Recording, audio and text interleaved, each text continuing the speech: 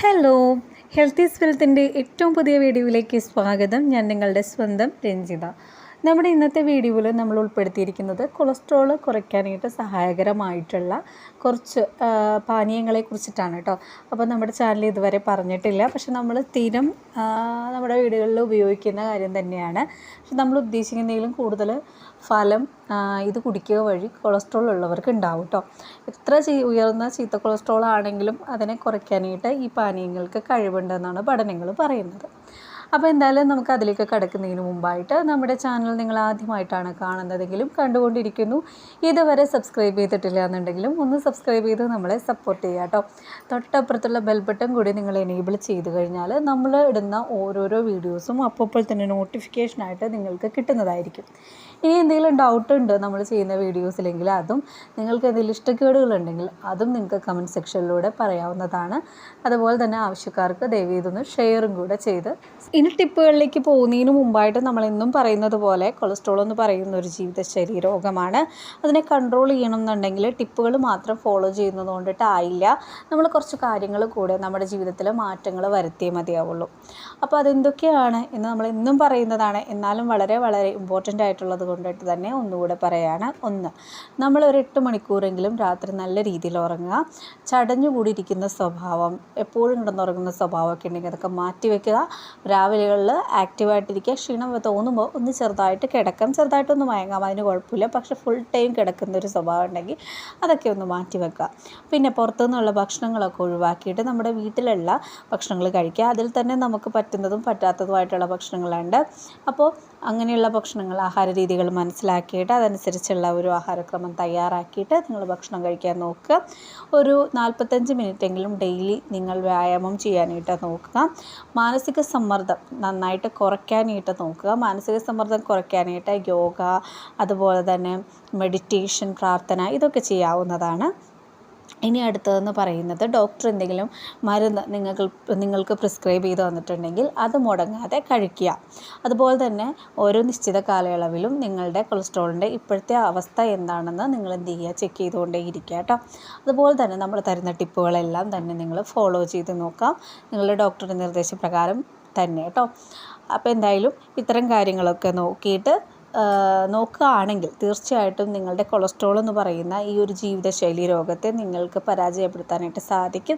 Cholesterol ഉണ്ടെന്ന് വിചാരിച്ചുകൊണ്ട് tension ആവേണ്ട കാര്യമൊന്നുമില്ല.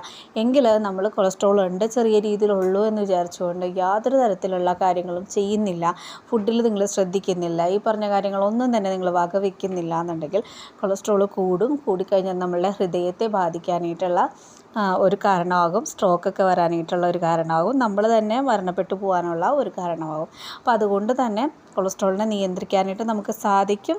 അതുപോലെ തന്നെ ശ്രദ്ധിക്കാതിരിക്കുകയും ചെയ്യരുത്. ഓവറായിട്ട് പേടിക്കുകയും വേണ്ട, എങ്കിലൊരു ശ്രദ്ധ കൊടുത്താൽ മാത്രം മതിയാവും. അപ്പോൾ എന്തായാലും നമുക്കിനി എന്തൊക്കെ പാനീയങ്ങളാണ് കൊളസ്ട്രോൾ കുറയ്ക്കാൻ നമ്മളെ സഹായിക്കുന്നതെന്ന് നോക്കാം. അതിനോടൊപ്പം ഒരു കാര്യം കൂടെ ഞാൻ എടുത്തെടുത്ത് പറയുകയാണ്. നിങ്ങൾ ചോറ് അധികമായിട്ട് കഴിക്കുന്നുണ്ട്, അത് വെള്ളരിയാണെന്നുണ്ടെങ്കിൽ നിങ്ങൾ അതിൻ്റെ ഉപയോഗം കുറയ്ക്കുന്നതായിരിക്കും നല്ലത്.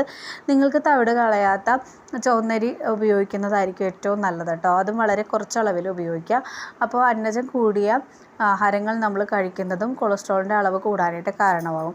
കാരണം പലരും കൊളസ്ട്രോൾ ഉണ്ട് അതുകൊണ്ട് ചോറ് കഴിക്കുന്നതുകൊണ്ട് കുഴപ്പമില്ല എന്ന് പറയും. പക്ഷെ അങ്ങനെയല്ല, ചോറിൻ്റെ അളവ് പരമാവധി കുറച്ചുകൊണ്ട് പച്ചക്കറിയും പഴവർഗ്ഗങ്ങളും അതുപോലെ തന്നെ മത്സ്യമാംസാദികളൊക്കെ ചേർത്തിട്ടൊരു കോംബോ പോലെ നിങ്ങൾ കഴിക്കുന്നതായിരിക്കുള്ളൂ നിങ്ങളുടെ ആരോഗ്യത്തിന് ഏറ്റവും നല്ലത്. അത് ഈ കൂട്ടത്തിൽ പറയുകയാണ്. ഇനി എന്തായാലും നമുക്ക് കാര്യത്തിലോട്ട് കിടക്കാം കേട്ടോ. അതിൽ ആദ്യത്തേത് ഓറഞ്ച് ജ്യൂസാണ് കേട്ടോ. അപ്പോൾ ഡെയിലി നിങ്ങൾക്ക് ഓറഞ്ച് ജ്യൂസ് കുടിക്കാം. ഓറഞ്ച് അടക്കമുള്ള സിട്രസ് ഫ്രൂട്ടിൽ പെക്റ്റിൻ, ഹെസ്പെരിഡിൻ എന്നിങ്ങനെയുള്ള ഘടകങ്ങൾ ധമനികളിൽ കൊളസ്ട്രോൾ അടിഞ്ഞുകൂടാതിരിക്കുന്നതിന് സഹായകരമാകുന്നു കേട്ടോ. മാത്രമല്ല ചീത്ത കൊളസ്ട്രോളിൻ്റെ അളവ് കുറച്ചുകൊണ്ട് നല്ല കൊളസ്ട്രോളിനെ ഉൽപ്പാദിപ്പിക്കാനായിട്ടും ഇത് കൂടുതൽ സഹായകരമാണ്.